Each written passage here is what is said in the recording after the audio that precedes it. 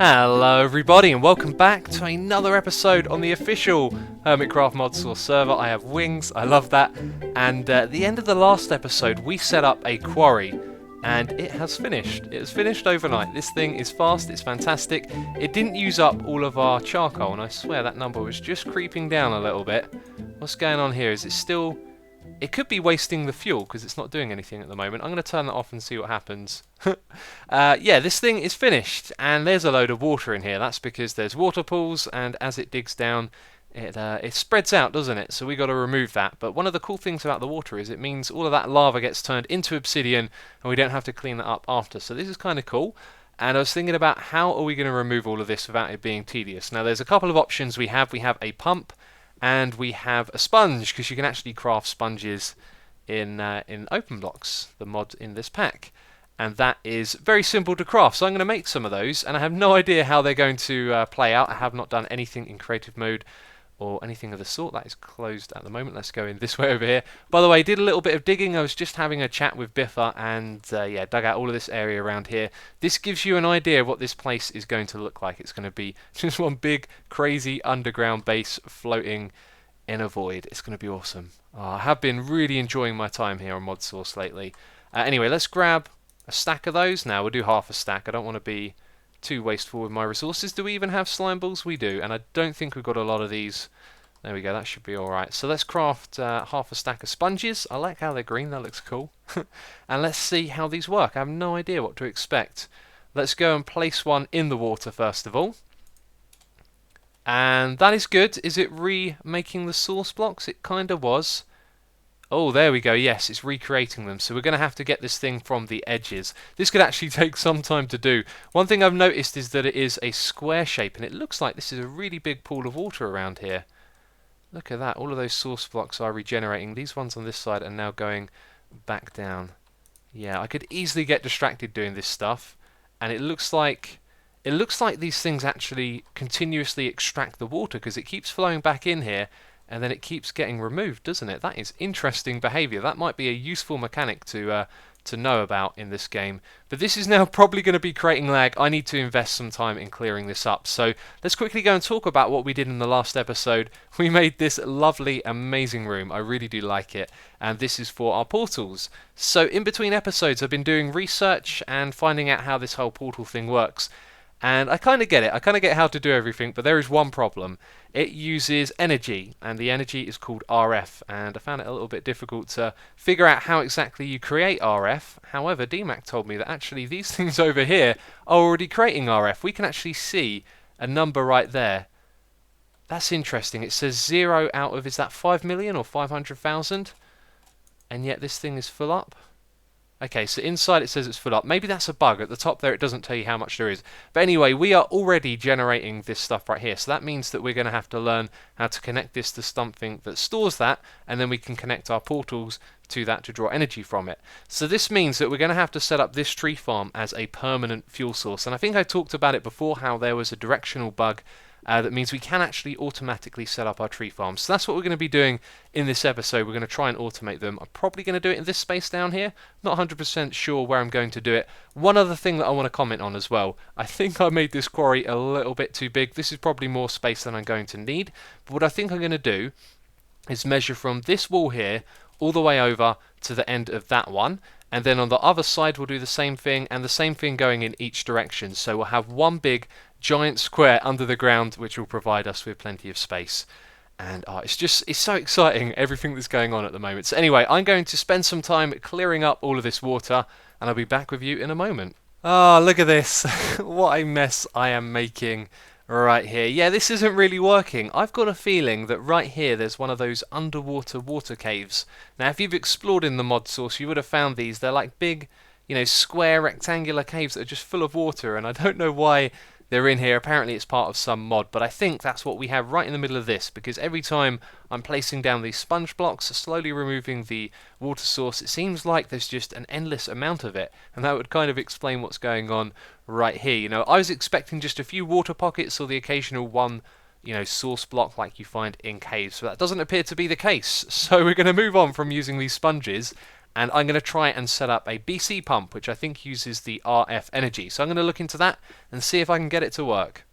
Okay, this is the pump right here. It seems to be working. It's this thing right here, just pump from BC Factory. If you want to learn how to craft that, you can look it up in NEI. But I've hooked it up to the same things we're using to power the quarry, and it certainly does seem to be making a difference. And this is probably one of the smoothest things that I've ever done here on Modsauce. It's worked straight away. But here's the cool thing, we now know we can pick up these deep storage units with items in them. So now that this thing has been placed down, it seems like it's stored a lot of its energy.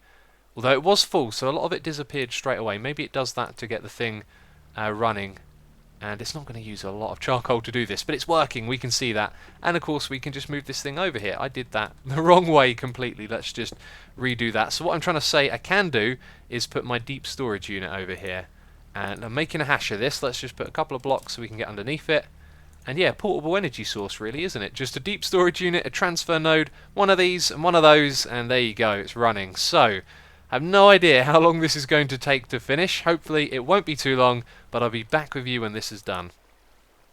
So, all of the water has been removed, but it wasn't the pump. As soon as that thing got going, it seemed to stop again. So I had a chat with DMAC. He came over here and saved the day. He used his Quarry Plus and he attached a pump to it. So this is the Quarry Plus right here. It's similar to the Quarry, it's just a better one. You can actually enchant this thing.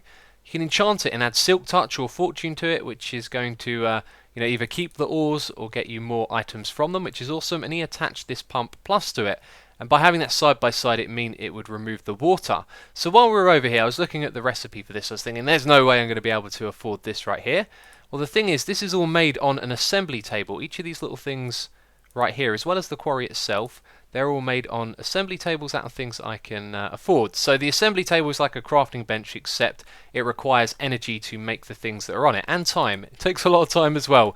But DMAC was explaining to me that the energy that we're creating right here can be used for that assembly table, and that assembly table is going to be important in a lot of things. A lot of items in the mods use these things right here. They're kind of like part of the tech tree. So us choosing to do this to get our portals online is going to help us to do a lot more as well. So I've actually been spending a lot of time in my plot world working on the farm. I've just been over there taking the farm apart. You might be able to tell I've got tons of bone meal from it, and I'm talking about the tree farm as well. So what we're going to do is build that on here, and I think the place to do it is down the very bottom of this area, except I want it to be directly below my base, because that's where the centralized location is. So if ever we need to go down there to check on the power, then we can use the elevator in the middle to get all the way down. So that means I am going to be quarrying under here.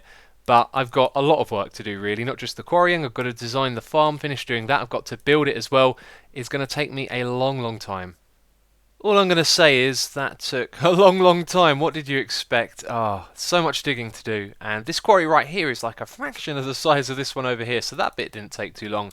But I've been digging all of the blocks around here, and because of the tools, they sometimes leave behind these random blocks like this. That's usually when I use this one right here, because it does 9 when you mine 1. Sometimes you get those things left over after a little bit of server lag and stuff like that. I'm sure you know what I'm talking about. Anyway, let's have a look at the farm down here. It's pretty much the same thing that you've seen before. The design is just a little bit smarter, I guess you could say. So we've got this platform. This is actually made out of covers. I don't have them in my inventory. I have them in my project chest though. So we've got all of these marble covers right here. I think it looks pretty cool. They will let light shine through them as well. So at some point I'm going to move these torches, have a bunch of light sources underneath, but you can see this looks quite different from what we did before. So we have 4 hoppers, 1 in each corner. All of this is flat, by the way. I picked a redstone torch and redstone because items go straight through it, so when they land on here there's no like hitbox for it to get caught on. And even here I think it will move against the edge of this block and then get pulled over into the hopper, so no loss of items right there, which is good. So when they go into the hoppers, these have 2 outputs. They've got one on one side for XP and one on the other side for items, and then the XP ones have the liquid transfer nodes on them. They go all the way over to this side where there is our ender tank. That bit hasn't been set up correctly yet, but that's where all of the XP is going to go. So then for the other sides we just have 2 ender chests. It's the same one, it's now orange, green, green. That is actually different from what I thought it was supposed to be. I thought it was green, green, orange. How confusing. I think I've made one of my other chests the wrong way around. But there you go. Anyway, that's going to be the code for this system. So when the items go into here, it's only going to be jungle saplings and charcoal. So they're going to go into the ender chest. And this one over here is going to pull out jungle saplings. That's going to go into this deep storage unit. and then it goes into these ones right here. These have been set up to plant the jungle saplings automatically. One of the things that I did want to do was have some redstone wire in here, so I could say that these shouldn't do anything unless they have a redstone signal, and then we would use the same mechanic up here where when there's a block we would take a signal out of it. But because there is that whole north-south problem, or is it northwest? Let's see, west and north, that's right, you can't place any blocks on the side of those two. So if you want to get power into a block, you need two sides on a different direction, and that's where this one right here is. So if we were to put in a signal right here, we couldn't pull it out on that side, and same over here as well, we wouldn't be able to pull it out. So for that reason, we can't create a system, as far as I know, that turns these things off when they don't need to be used. And my magnum torch is not doing its job. And why are things spawning on bedrock? Where have they come from? This is all bedrock down here. Silly little guys. There have been loads of them spawning. It looks like... I'm not sure where they came from actually. And look at this down here. There's loads of bedrock that's just in a circle, I guess you could say. I think there's some sort of terrain or something that gets formed and it goes into where the bedrock is. Anyway, let's get back to explaining how this thing works. So this deep storage unit right here, this will actually be connected up to 4 of these because we're going to have 4 of these in a grid. That's going to be our farm for now. And then to the side of that we have the one for the bone meal. So I am going to set up a system where somewhere else there's one of these and there's a deep storage unit putting items into it. So when this thing is full up it won't put any in, but as soon as bone meal gets taken out of this chest, then from somewhere else it'll get filled up with bone meal. So I think this thing is ready to go. There was something that I needed to do, and I think it was down the bottom here. I turned off some of these. Let's have a look at redstone. There we go. We just need to put that on ignored. Same for this one, that's already on ignored. Okay, maybe it was just the bone meal that I turned off, because that would turn off the entire thing, wouldn't it? And there we go. Oh, awesome. We saw it in action right there. Oh, look at this. This thing's going to be going fast now, isn't it? Amazing. So it's using all the properties of the axe that we have in here. That includes the lapis, or the fortune, so we get lots of charcoal from this. Oh, it's really good. And this thing will eventually run out and break, and I think for the moment what I'm probably going to do is manually come down here and repair it. But I'm also hoping what I can do with some of the materials from our quarry is craft a whole bunch of these. So with 4 farms I would ideally like another 3, but maybe we could fill up the entire chest right here and we turn this from first slot only to basically use all of them. And then that way I'm thinking what it might do is pick one at random and use it, so when it's broken it would take forever to break the block. I'll have to look into that. That might make sense. We could also use it round robin style where it goes one to the next, so we'll use this one first, then that one, and I guess we'll have to investigate that when we get to it. But this thing seems to be working well. The first tree that grew here, it came all the way up to 1 block below where this one is right here, and I was a little bit worried that if it went any higher it might break some of these items up here where it generates it, but it seems to be doing its thing, doesn't it? And I know what's going to be a problem right now. It's this right here. Look at that, it's filling up. The reason why is because there isn't any upgrades on any of these yet. However, there's no jungle saplings in there. That's interesting. Okay, the vacuum hoppers are actually filling up, so we need to install the upgrades. Let me do that quickly. It's going to be a bit of a balancing act. I don't want to use too many of them because I don't have a lot, but I'll spread these out and we'll see what we can do.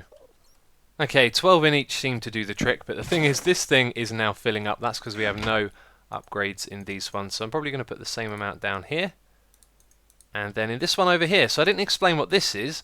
The deep storage unit here probably won't be used in the future, but this is where we're storing all of our charcoal at the moment. So it goes from this ender chest, which is the same one we have for these, down into the deep storage unit. This thing needs an upgrade, doesn't it? I think it needs a stack upgrade would be a good one for that. Let's just dump that in there. I should probably craft a few more of these. These make a big difference compared to the speed upgrades, because then you move a whole stack at once. It's kind of like, 64 times the speed by default. And there is some more zombies, and now our ender chest is empty. Let's select the sword, take care of that guy. So this thing won't be needed because this is going to go into a power system which we're going to be building, hopefully in this episode as well. I'm going to see how long it takes me to build the rest of these. I cannot express just how long Modsauce does take to play. Compared to vanilla, it's just... vanilla's a walk in the park, really. Modsauce just takes hours to do. And these guys they're pouring out of somewhere, aren't they? I'm going to have to investigate the source of where all of these guys are coming from. In fact, I can see there's skeletons down there. It looks like they're able to spawn on the bedrock just over here, which is interesting. That might not be normal bedrock. Who knows? I will investigate. Whereas as of right now, what I'm going to do is build the other 3 farms around this one. It's going to be awesome when they're all done. I'm also going to try and make more of those tools as well. And one other thing I want to comment on is that at some point this is all going to fill up. You can see that this thing is holding all of the liquid XP at the moment. I have no idea what its max is, but this thing doesn't seem to be working. I'm not sure why it's not accepting any XP into it. Did I just see a bat with an arrow on its on its head? I could have swore I just saw it over here in the distance. And look, some of the items are dropping off the edge. That is something else that I wanted to check. Looks like they're going under here as well, which isn't good. Gonna have to investigate that. We'll probably need to make the platform bigger. But I can hear the bat. Where is it? I know it's got an arrow on its head. Hopefully you guys saw that. They look really funny. Oh look, there it is. There it is. Look at that guy go. I love it when the bats have hats. They're so bizarre and distracting. You can probably barely see that, unfortunately. Let's try and get him in the light. Come on, fly up, guy. Oh, he's going off this way. Anyway, I'm well and truly getting distracted. This farm is working. I'm very happy it's automated. So one other thing I wanted to mention quickly is that all of these will be able to share the same bone meal chest, which is really, really cool. And it has absolutely used a load of that so far. Wow, it's really going for it, isn't it? Anyway, right, I'll be back in a moment when these other farms are built. Look at this guy right here. Where did he come from, eh? I'm pretty sure they can spawn on the bedrock. Oh, and there's a zombie over here, look. Ha! How did you get in there, eh? Strange stuff. Anyway, this thing right here, what can I say? Modsauce is absolutely insane how long it takes to do some of this stuff. I thought it would be a little bit quicker on the mods, but it's done now. And I tell you what, it's been really, really fun setting this thing up. Look at it. It's going to do an awesome job for us, and it looks really cool. It's quite efficiently set up, I think. Although you could probably make it a lot more smaller and compact if you were to go overboard with the ender chests, but I tried to avoid that. So we've got our basic farm design. Looks like I forgot to put some panels back down over here. I put them down everywhere else. Had to rip them up again to place in the nodes and the wires, or pipes even. But I rearranged it. I made it so that the liquids go across from this side to this side and the items on the other one. And then that means we can pull the liquids down and across to a single ender tank for each side. So we've got one there, one over on that side, and then the items on this side, they go over to this ender chest in the middle, same from this side, and then it's the same thing on the other side. So over here it's our charcoal, and over on this side is our saplings, and then they go into the bottom of each of these autonomous activators. It's been crazy. I even crafted an entire stack of these things. That that ate up a lot of resources. Anyway, we are ready for the final step now. Oh, by the way, I also installed something to make it, like, remote controlled, I don't know, to turn it on and off. A wireless receiver next to the bone mill, so it's not going to grow the trees. However, they grow naturally anyway. So over here I had to remove the redstone, which means what we need to do is find a way to do this and control this signal with this one as well. And that's going to be a little bit tricky because you can't place a torch or an item on top of this. Otherwise, we'd just have another one over here with a torch on top. So I'm probably going to look at an alternative way to get this to be turned on and off wirelessly, so that we can turn both off at the same time, because otherwise this thing's going to continue doing its job. And at the moment what we've got to go and do is craft more of these. I was hoping to do that as well, but it's just been so long since I last recorded. Anyway, that is the next step. So here we are again, me getting ready to record. It's been ages, it's been absolutely ages. Crafting 3 of these just took me so long to make. I've given each of them 30 lapis though, so it takes a while for that to go up. I need to remember if they actually do that when they're inside the autonomous activator. I know I tested it myself and saw it go up. I can't remember if I tested it inside one of those. If they don't, it means I've got to do some manual farming down here as well, which is another task to do. I also want to try the panel shape that has the hole in the middle over the top of those, but yeah, we'll do that in a little bit. What we've got to do right now is turn the farm on. And what I didn't show you, I was about to start talking about it. Oh yeah, no, this is right. I lost my sense of direction there for a second. Up here is where we go. This looks really ugly. Of course, we'll build a proper control panel at some point. But this is the idea. We can come into this room and turn things on and off. So at the moment, what that's going to do is turn on the bone meal, I think. Yeah, that's right. And so when we go down here, do you know what, even with these elevator blocks and the layout of this base, it's still a little tricky to move around and do things. Who knows, there's probably ways to make everything portable, so it'll get easier over time, I imagine. Right, let's put in our normal one, the one that was in there before, and place down a piece of redstone. So this thing's now active.